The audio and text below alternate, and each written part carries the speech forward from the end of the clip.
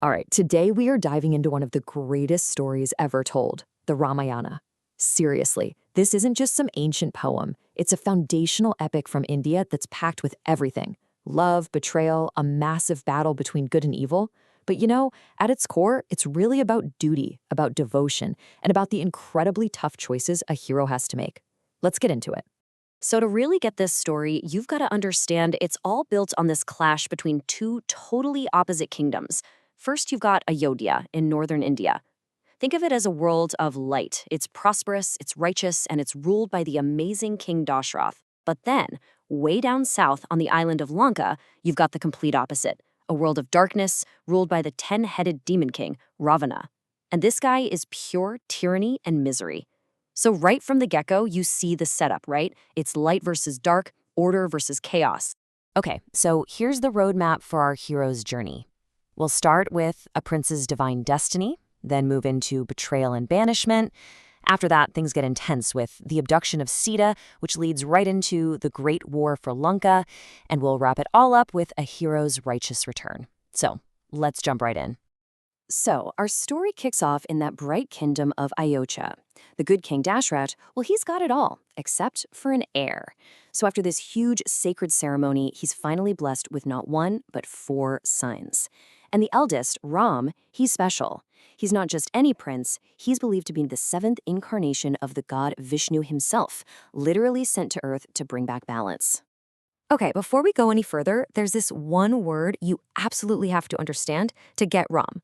That word is dharma. Now, what is dharma? Think of it as your sacred duty, your cosmic job description, the right thing you're supposed to do. For a prince like Ram, his dharma is all about upholding justice and protecting people no matter what it costs him personally. Seriously, this one idea drives everything he does. You can tell Ram is destined for greatness right from the start. I mean, as just a kid, he's already out there defeating a terrifying demoness to protect these holy men. But the real test, the moment that defines his youth, it's when he has to win the hand of Princess Sita. To do it, he has to lift and string this ridiculously powerful bow of the god Shiva. We're talking a feat that no other king or prince could even dream of accomplishing. And Ram, he just walks up and does it like it's nothing. Just like that, their epic love story begins. So let's fast forward a bit. King Dashrath is getting older, and it's time to name the next king. And I mean, it's a no-brainer, right? Everyone loves Ram. He's the perfect choice. The whole kingdom is gearing up for this huge coronation party. But just when he's about to take the throne, a nasty bit of palace politics, fueled by pure jealousy, is about to ruin everything. So what goes wrong? It all comes down to a promise the king made ages ago to his second wife, Queen Kaikeyi. He gave her two boons, basically two blank checks, any two wishes she wanted. Well, her nasty handmaiden convinces her that now is the perfect time to cash them in. First wish, make my son, Bharat, the king instead of Ram. Ouch. But her second demand? Oh, it was so much worse. She demands that Ram be thrown out of the kingdom, exiled, not for a month, not for a year, but for 14 years. Can you imagine? 14 years living in the forest with everything stripped away from him, his title, his home, his future. The king is absolutely shattered, but a promise is a promise. He's trapped by his own word. And here's what's so amazing about Ram. Does he fight it? Does he argue that the throne is his? Nope. He just honors his father's promise. He accepts this horrible fate without any bitterness at all. Why? Because it's his dharma. But here's the beautiful part. He's not going into this alone. His wife, Sita, and his brother, Lakshman, are so loyal, they're like, no way are you going without us. They literally choose a rough life in the forest over a cushy palace life without him. And for a while, life in the forest is actually pretty peaceful. But word travels, and stories of Sita's incredible beauty eventually make their way all the way to Lanka and right into the ears of our villain, Ravana. And this guy, just consumed by pure arrogance and lust, decides he has to have her. So he cooks up this sinister little plan to snatch her. And this one act, well, it's what kicks off the biggest conflict in the whole story. The thing about Ravana's plan is that it's just so devious. He uses their own goodness against them. First, he sends this magical golden deer to catch Sita's eye, because he knows Ram would do anything for her, including chasing some deer. Then, once Ram is gone, the demon mimics Ram's voice, crying out for help. And of course, the loyal Lakshman rushes off to save him. And just like that, Sita is all alone. That's when Ravana shows up, disguised as a holy man, and just grabs her. He abducts her and flies her all the way back to his fortress in Lanka.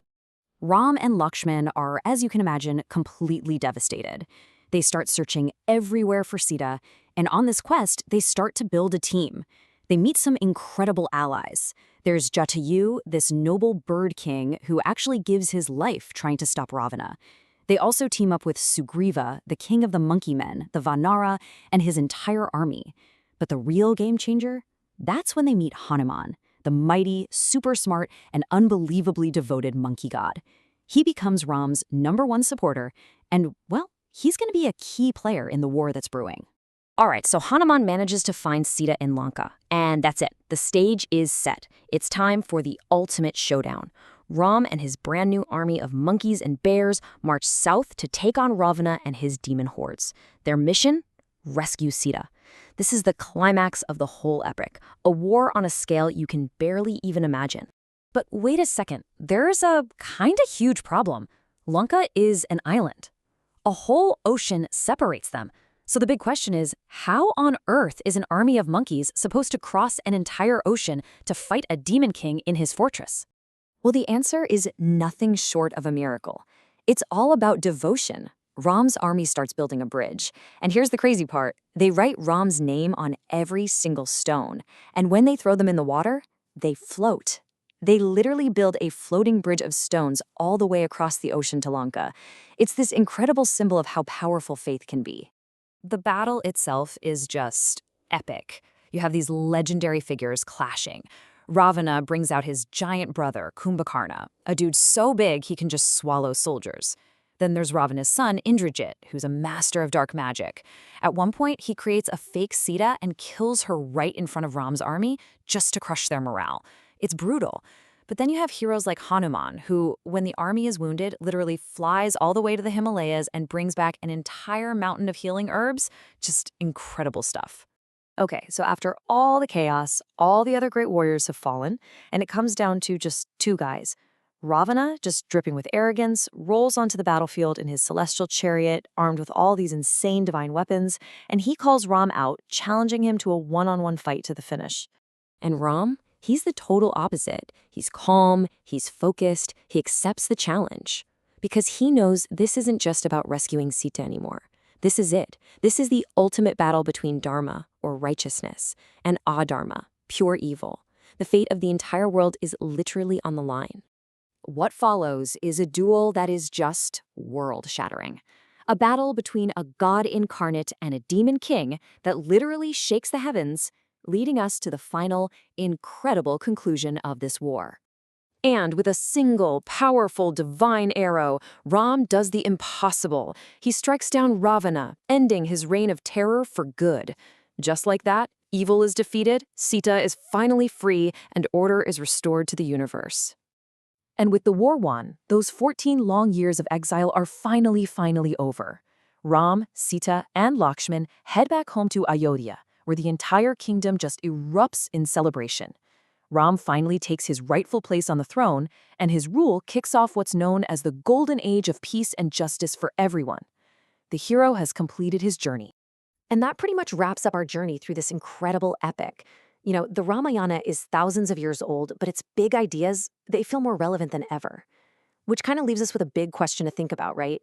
In a world that's full of tough choices, what can a story like this, a story about duty, about sacrifice, about good ultimately winning, what can it teach us about the right way to live our own lives?